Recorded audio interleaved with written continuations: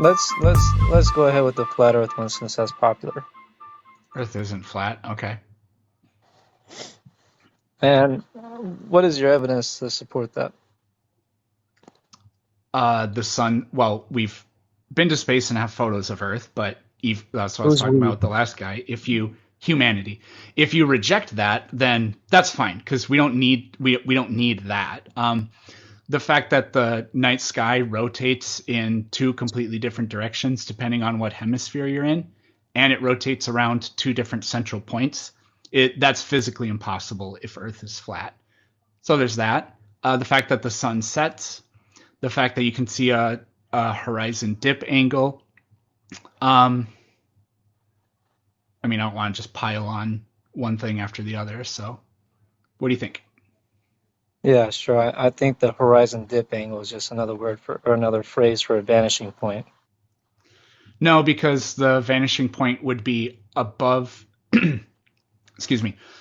If there was a, so how do we do this? Vanishing point horizon, vanishing point above horizon. So if the horizon actually was a vanishing point, then the vanishing point would be the horizon. But none of these pictures are gonna give us what we're talking about. But if you No, actually, they don't have it. It's all being shrouded. Anything that we want to search that's gonna validate either one side of the argument is not there anymore. Google's done away with that. They don't want anything to do with this conversation. right? So we So don't we don't have I to we don't have to exercise the SEO of Google anymore. That's a dead topic. Okay. Another reference, you said we wouldn't go to space, but as far as perspective. So when it So I comes to Googled Flat perspective, Earth Society, and the Flat Earth Society is the first thing that popped up. So the idea that Google is like censoring the Flat Earth Society is not empirically supported. Anyways, what about space? I didn't say it was empirically. I didn't say bias. I said we're not going to find it for the support of either side of this conversation. I'm very clear on what I say, and I know what I've said. So any attempt to twist it will just be your own delusion. But anyways, I know what I said. I said both sides of the argument won't be supported by Google. However, I will digress. When it comes to the observation of the rotation of stars from a different point of a hemisphere, you can still have a semicircle, and even the flat Earth is a sphere. I mean, think about it. If Nope, you it's have a half a flat, sphere. okay, I'm sorry, you interrupted. I wasn't done. But anyways, it's a sphere because Nope, it's half of a sphere. I'm sorry. It still did not make my point. And you're very good at just jumping in there, so kudos to you. However, let's say we got a dinner plate, right? And that's the topographical part of the Earth with the continents and the mountains and everything. All right, it's very curvy, hills and valleys and mountainy. Then you got the waters, which are relatively flat, but they're deep, and that depth goes into like the bottom of a bowl. And then to cap that all off around the supposed ice wall, which is Antarctica. Now, I'll tell you this, I'm speaking from an objective standpoint of somebody who's curious, not somebody who's based in fact or solidity on any ideal. I just research them all because I think it's more beneficial for my psyche to entertain all ideas until one is proven absolute. So I'm not, uh, anyways, I just said what I'm not. So then if you've got depth where the water sits in some sort of like a bowl shape, and that would be a curved underneath underbelly surface, and This then you has have a nothing to cap, do. This has then you have nothing a to cap. do with the rotation of stars in the night sky. Nothing Well, at we all to could do with talk it. about that. Yeah, I just got Yeah, off that's that what I topic. I was said, interrupted. and then you started talking about something else. Okay, so since I was interrupted, So yeah. if So there's a on dome it, here, then the let's say you stars got it are rotating in this direction, and inside the dome, nobody in right? the southern hemisphere could possibly look at the stars and see them rotating in the opposite direction that all the stars up here are and around a central point. That's physically Well, impossible. it's not, however. So No, if it you were to is. draw, if you were to take a dinner plate, you place a Lego guy facing the middle on one side of the dinner plate. You place another Lego guy on the other side of the dinner plate facing the middle of the circle. So they're opposite each other across a 180-degree meridian. Now, if they were to both look up, they're not going to see the same rotation. it would actually work on a flat plane, which is why they would call it a plane T, a planet, a plane T. That's not what That's planet why it's an means. So aeroplane. It's a plane. It's an aeroplane. It's a vehicle that flies in the air over top. So, anyways, this is the dome, and the stars are what the flat earthers tell us is the stars are affixed to the dome, right? And so the North Star is right there in the middle of the dome, and the stars rotate around that North Star. Now, if those stars are rotating, the entire dome is rotating, okay? Which means the entire thing is doing this. You can unmute yourself whenever you want. So if I'm standing somewhere down here, that's the equivalent of standing, I don't know, in Ushuaia in South America. And if I look south, which is going to be towards here, where this is all spinning, no, I will not see the stars rotating around a fixed point. It's a physical impossibility. So if me and you were facing each other and I raised my right hand, what would that appear to you as? So that has nothing to do with it's the exact observational standpoint I'm speaking of. It's exactly true. Because you cannot have totally scalable and relevant. You cannot have a dome rotating and have two. Okay. Does 2 this points gear, of observation underneath it? No. You can have 2 points of observation underneath the dome. Does this gear rotate around two central points?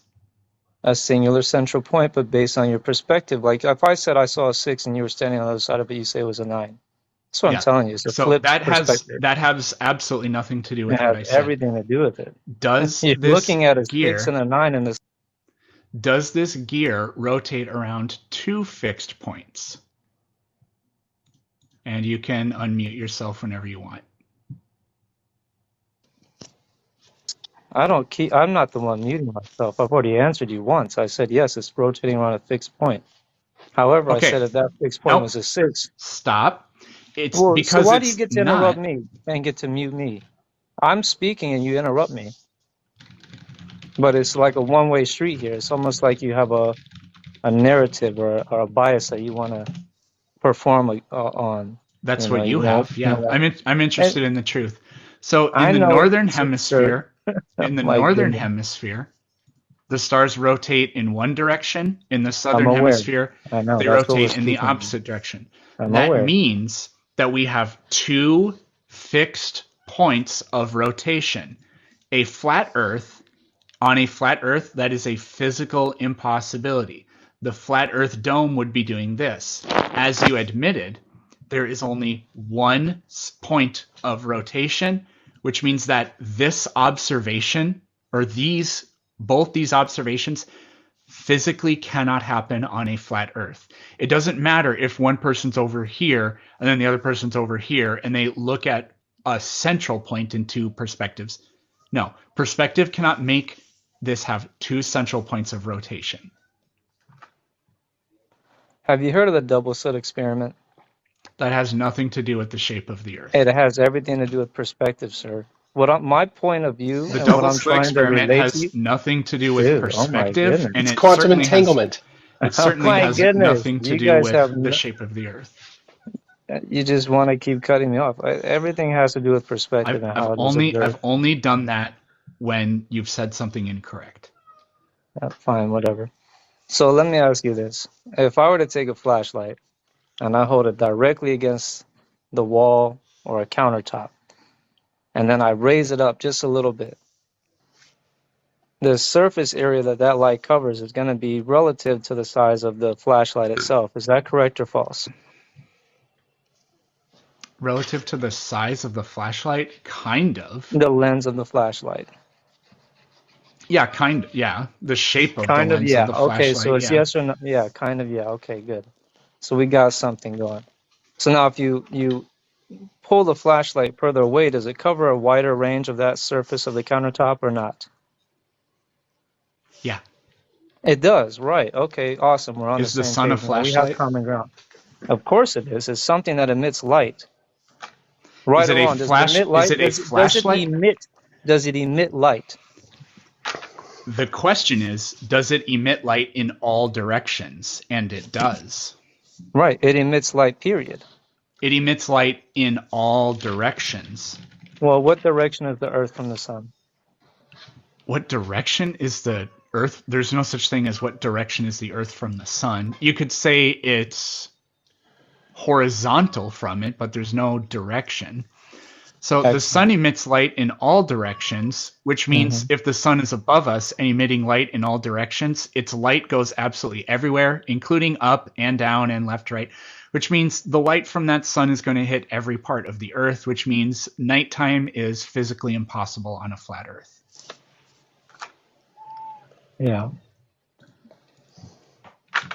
Okay, so what do you mean? Yeah.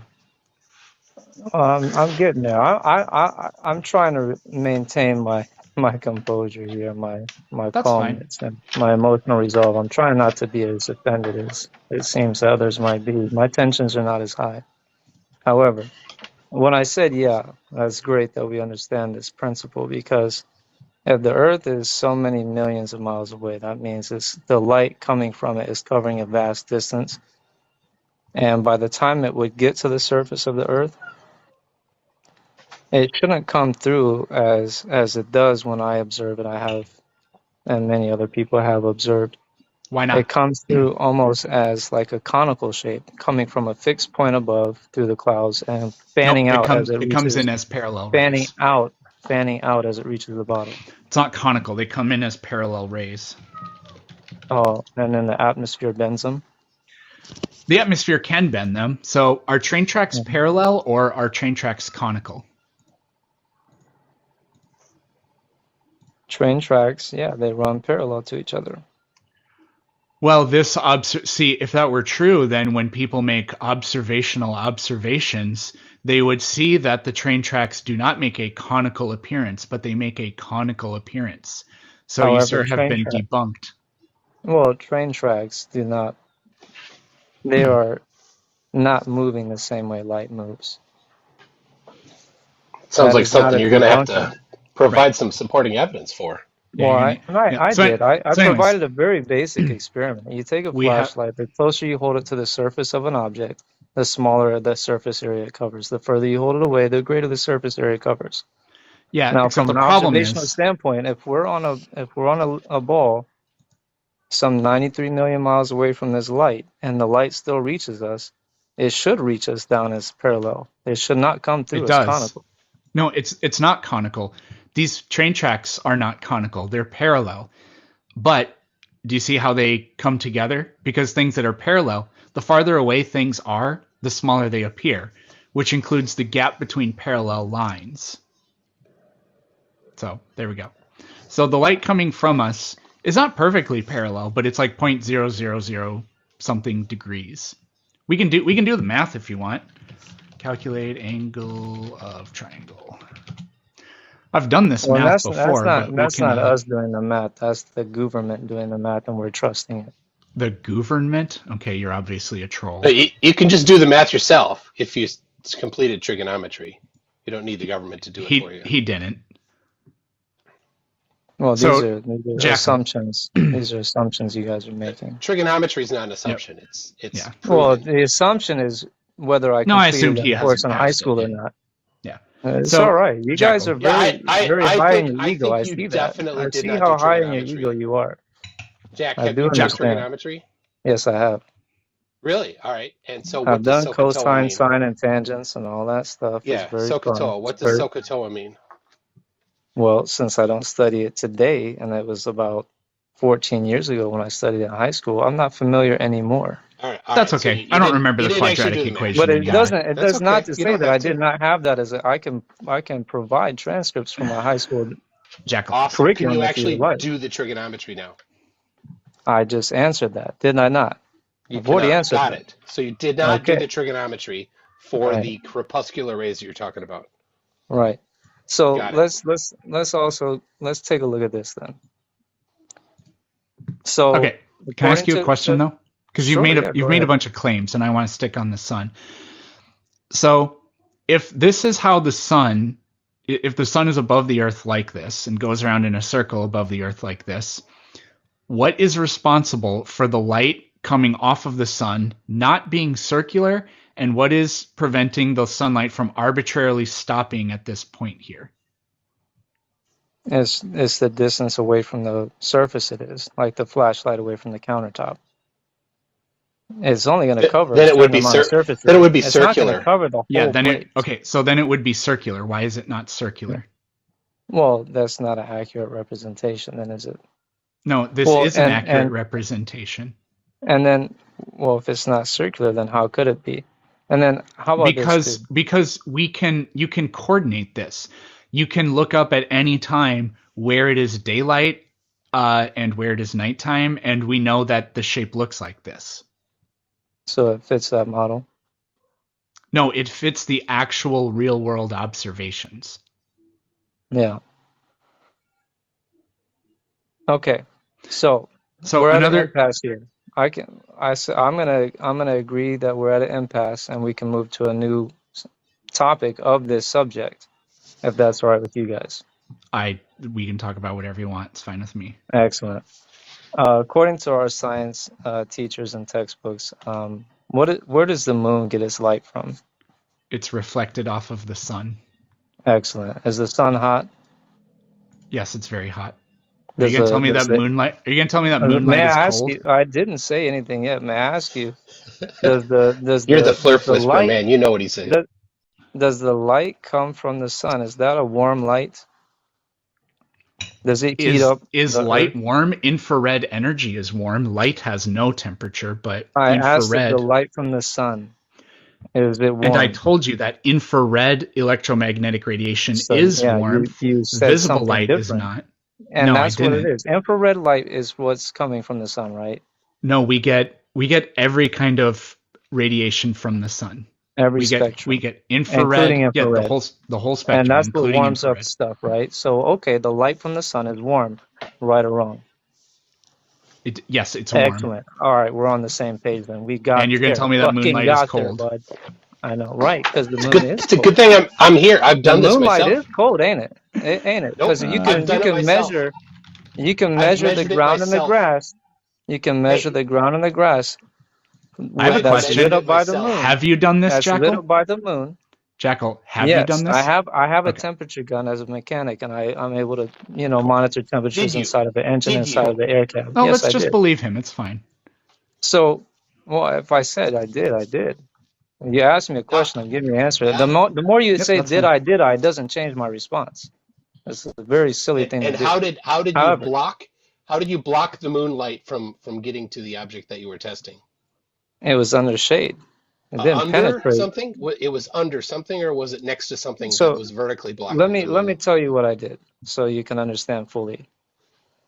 I observed the moonlight hitting the grass and the sidewalk. So I measured both the grass and the sidewalk without anything getting in the way. No awnings, no roofs, no trees, no nothing. It's just pure moonlight hitting the ground, the grass, and the concrete. I measured those temperatures. Then I went underneath a tree where the moonlight was not hitting the direct ground. I measured the ground underneath the tree, right? Or I also went underneath the awning of my garage and measured that. The awning of the tree where it insulates. I said the awning of the garage on the concrete. Jackal, the answer is staring you right in the face right here. And so the shade was warmer than the sun. Yep, because it reflects the radiation coming off of the ground. Than the moon. Yes, because it reflects the radiation coming off the ground. This has been known for decades and decades. Basic physics, man. So does the ground... You're saying it reflects the radiation off the ground. What is it? What's reflecting the radiation off the ground? The object above you. Okay, Jackal, have you ever slept with a blanket? No, he doesn't know what a blanket does. Heat rises. Heat rises. So okay. I'm muting both of you. Okay. Now you can unmute yourselves whenever you want. The question is, have you ever slept with a blanket? Of course. Okay. Does the blanket keep you warm? Of course. How? Because it keeps the heat trapped. Right. And at night, my body. Yes, your body releases energy. The ground releases heat energy. When there are things above the ground, it traps that heat energy. And so it's warmer in those cases than it is. Can you guys see my mouse cursor or not? I do. Okay. So when there's something above, it traps the heat. When there is not, then the heat radiation simply goes up.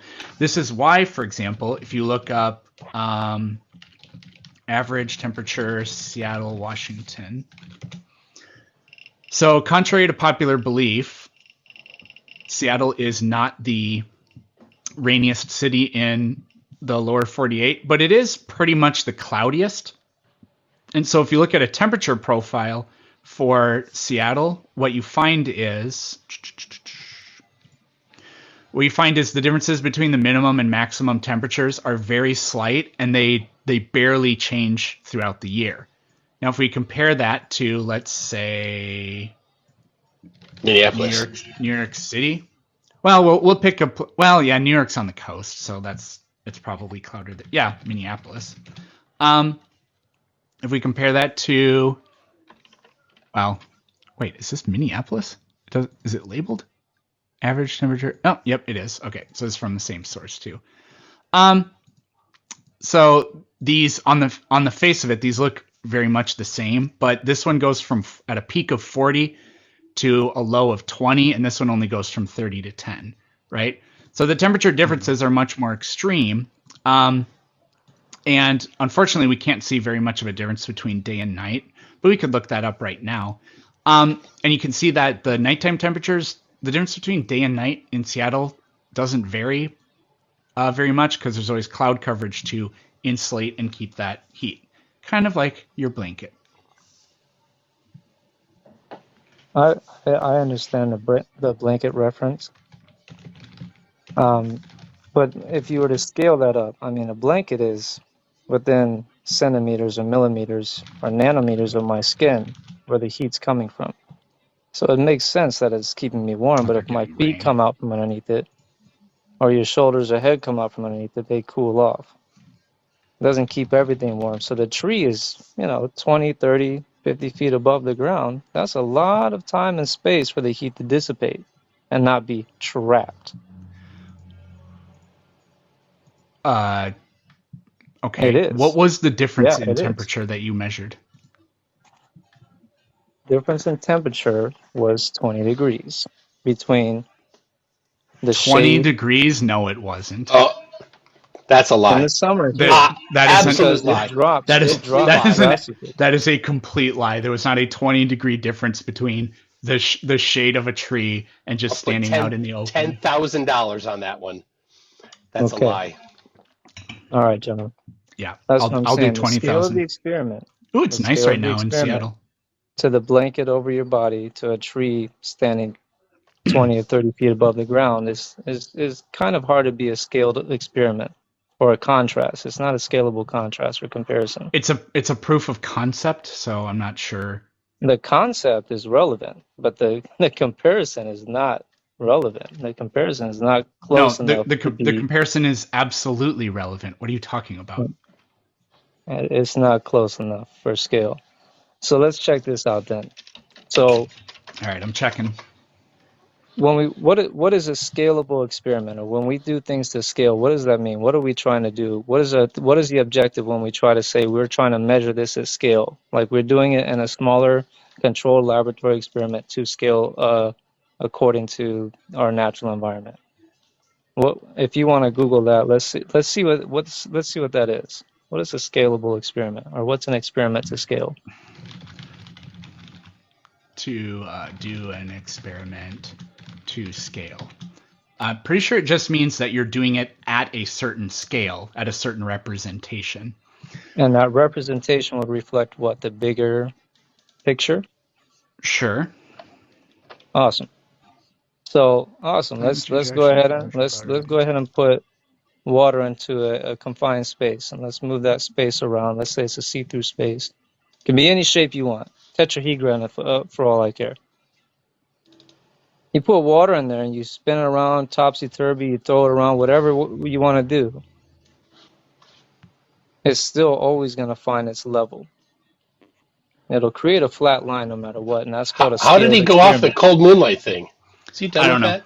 So I told you I would do different topics. I'm not going to stick to. If we come to an impasse where we don't agree, I'll move to another topic. Jackal, Do you agree that tides happen?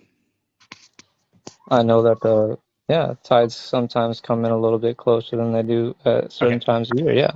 Do you agree that a high tide can be happening in one place while a low tide is happening in another place at the same time? Sure. Sorry, what? That's observable. Yeah, that's observable. That means that water does not find its level. Even if the Earth was flat, water doesn't find its level. Water can be flat, and just because it's flowing, and just because there's currents within the water based on energy. Tides are not currents.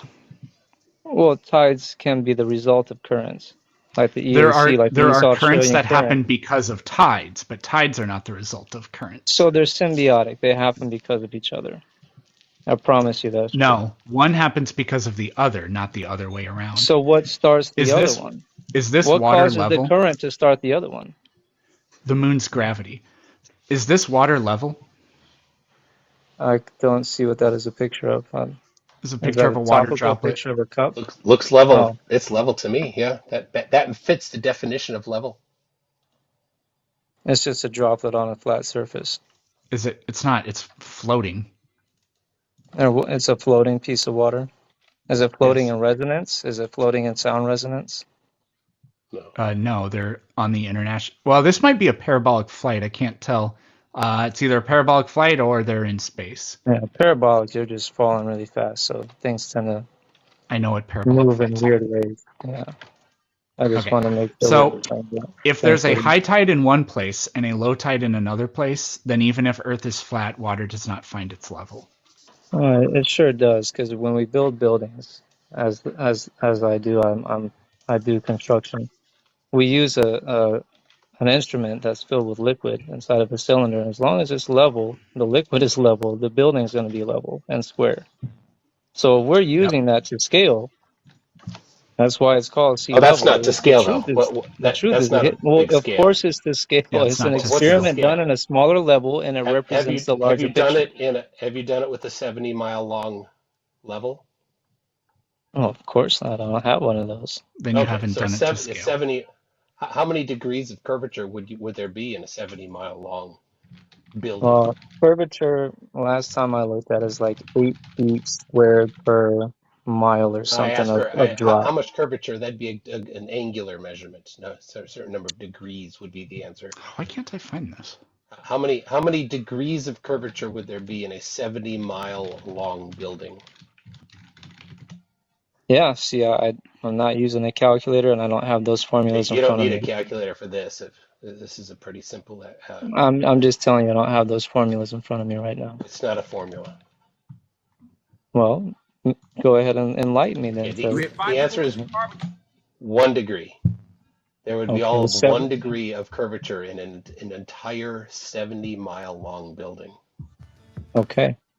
So when you're talking about making a building and saying, "Oh, we've got a level," and our level is telling us that it's level. We're leveling it with water. There's only 1 degree in 70 miles. So how are you with a 4-foot-long spirit level are going to identify whether or not there's a 1 degree curvature or not over the distance of 70 miles? Well, I'll tell you what. Being able to zoom in past the horizon. I asked you a question. Could you just not deflect, run away from this topic and just wave that white flag? I've never used a 70-foot level. Actual question. I just told you, sir. You don't have to get so intense. I just told you I never used a 70. I just told you. I never used a 70-foot level, sir. I told you more than once. I did answer the question. Your claim about I do buildings and I use the spirit level, therefore I know that the Earth is flat, is actually completely irrelevant because you've never used a 70-foot-long spirit level. Yeah, and that's not what I said. I said you have no idea whether or not the building to scale. I said it's scalable. That's not what I said. You're putting words in my mouth. What I actually said is to scale. A scalable experiment, which means I'm representing the grand picture in a smaller setting. I'm making a flat surface with water. That's what I said. And how did you measure that? Not to scale. You're not. Yeah, how is it not to scale? It's a smaller representation. You want to watch this video with us? Scale the Earth down too. So let's You don't say have that to scale the Earth down. You Yeah, do the you would experiment at a. to do the Jackal, experiment to scale. You would have Jackal. to. You guys are throwing me for a loop here. I don't No kidding. understand this. Yeah, I'm making you think. Okay, But go Jackal. ahead. This is pretty Do you good. see that? Do you see this level on this table? Yeah, kind of. I mean, I'm Okay, on my phone, dude, so I'm not gonna lie. Your screen is super small. okay, I'm on a that's phone. fine. I see it just fine. So if this is Earth, if this is actually this is the scalable size of Earth, if we keep zooming in, uh, we can see that the curvature is gradually disappearing and disappearing because the curvature is becoming undetectable at certain scales, right? So like this table I'm sitting at, if you ask me, it's perfectly smooth. If I was a bacteria, I would think that this table is as rough as a mountain range is from my perspective. I've So heard that. I've heard yeah. that perspective So before. when we keep zooming in, we can see that the curvature like pretty much totally disappears. Can And I ask there we you just have based on the that? I so don't that mean to be rude as to interrupt you, just on that, to isolate this point.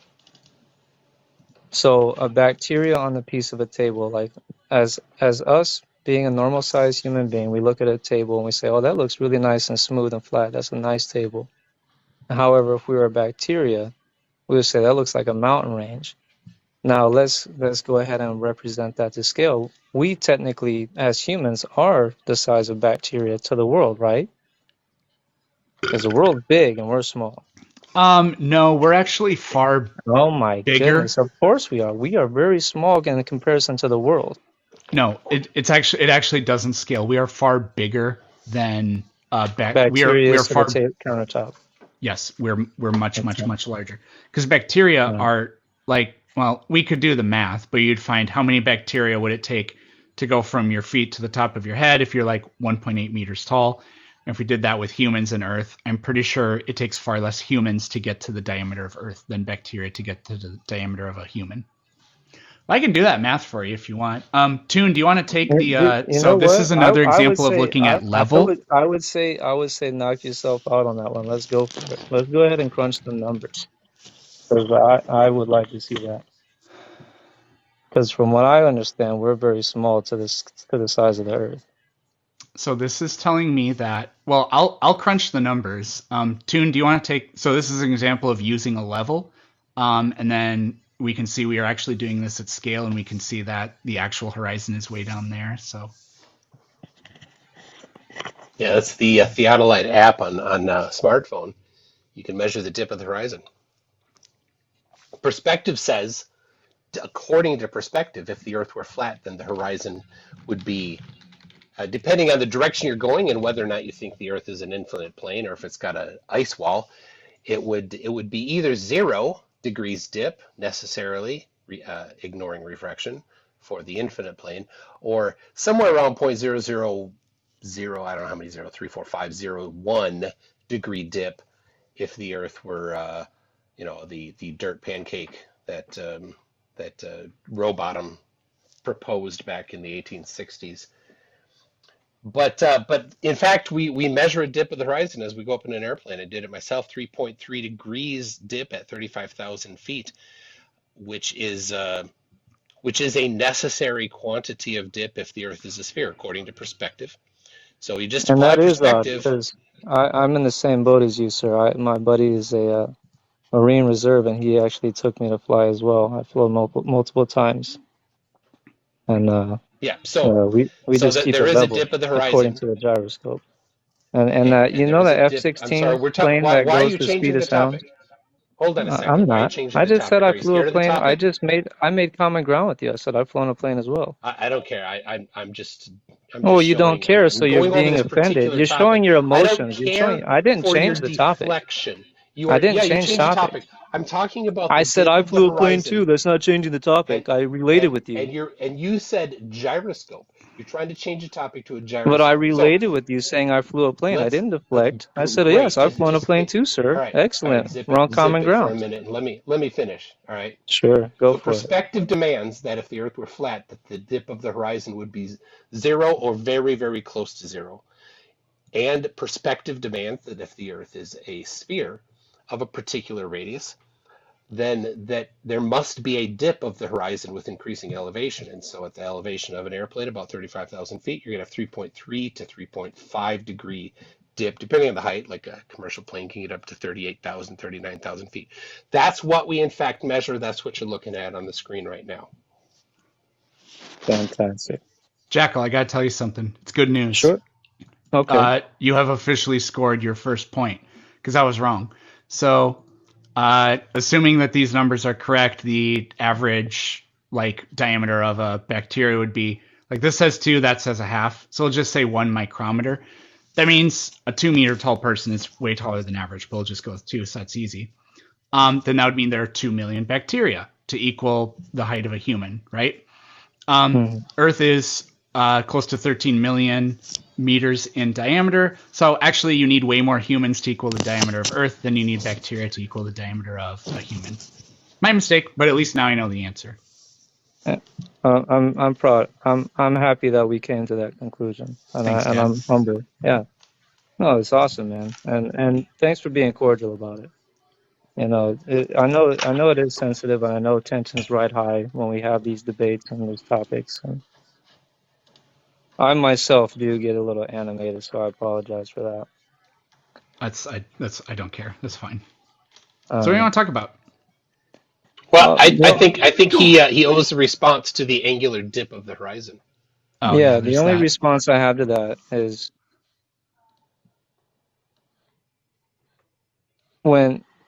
so there's planes that go beyond the speed of sound as far as speed.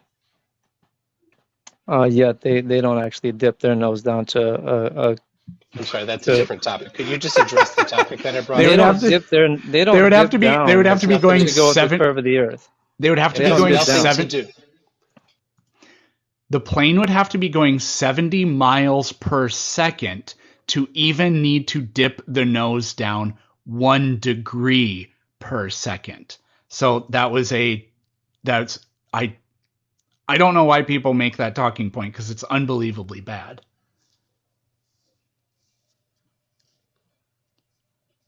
And also, Jekyll, you can unmute yourself whenever you want. Also, planes are always dipping towards the ground because they're always falling. That's how flight works. I don't know. When I flew mine, I didn't have to dip it down. Oh my gosh. No, you didn't get it, and that's okay. Nope. It did. You told a tall joke. It went way over my head, man. I'm too short. I actually wasn't joking. I've done a video about this on my TikTok. You want to watch it? That's not on Why do Nick. they call it a plane? Why do they call it an airplane? What is a plane? Why do they call it atmosphere? Why is it called atmosphere? Atmosphere represents a sphere, a circle. A ball. A sphere is a ball. The name isn't actually proof of anything. So why would it not be proof of something? Does your name represent you? What does Does red represent a color? What does a flying machine have to do with the shape of the Earth? Well, does red represent a color? That's okay. So words mean things. Okay, so words do mean things. I'm sorry. Yes, so words mean an atmosphere could mean a sphere, a ball. Well, that is what it means. And a plane could mean a plane. What does an airplane have to do with the shape of the Earth? Well, if it's an aircraft flying over a plane, well, if it flew over a plane, when I plane a piece of wood, I make it flat. Yes, what does an airplane have to do with the shape of the Earth? If it's an aeroplane, it's an aero machine flying over a plane, which is why they call it an airplane. That's not why they call it that. Why? You just lied. Then why do they call it an airplane? Why do they call it an airplane? It has nothing to do with what you claimed. You just what does it have to do with then? Give us the connection between it to me. You just lied. Give us the connection. It to me. Then what does it mean? Why is it called an airplane? It has nothing to do with it. You lied. That's it. You lied. Now you got caught in a lie. That's it. There's no other explanation. You got caught in a lie. You can't provide me the alternative. You cannot provide me the alternative. You cannot provide me the alternative definition. You made the claim. You made the lie, not me. You sound like a flat earther. Oh, the government lies. You lied, not me. Yeah. Oh, Jackal lied. The government lies. You sound like a flat earther, sir. You got caught lying, Jackal. You got caught sounding like a flat earther. So if you Silly sound nanny. like a flat earther, you're an idiot? Is that your argument? No, no.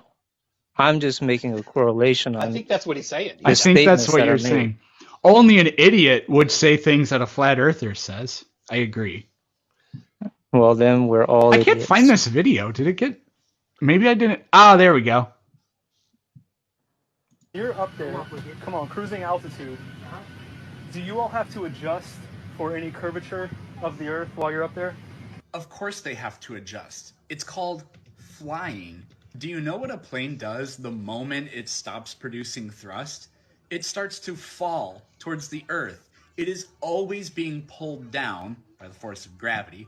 And objects that fall, that have some forward momentum to begin with, travel along a curve. The airplane is always falling towards the ground. It has to move forward through the air and produce enough upward thrust to cancel that effect out. The other thing about this argument is it presumes that like the plane is flying perfectly at the exact same altitude and Earth is a perfectly shaped sphere below it. But that's not at all the case.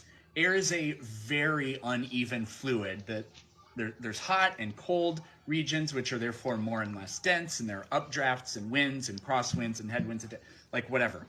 Also, even going 500 miles per hour, which is roughly what commercial planes, the speed they go at, it would take you 8.5 minutes just to complete 1 degree of the 360 degrees circle of the Earth. In those 8.5 minutes, a huge number of micro adjustments in the elevation, the altitude of the airplane are going to take place. So this idea of, well, is the plane actually accounting for the curve? Is it pointing downward to follow with the curve? That's just not really even possible to test practically. Okay. That guy's kind of cute. Not gonna lie. Yeah. Look how Indeed young he he is. looks there. Look at the innocence in him. Anyways, You guys, this has been wonderful. It's been pleasant, but I am growing tired. So I'm gonna exit the convo. I appreciate you guys letting me up. It's been a blast. you're welcome. Goodbye.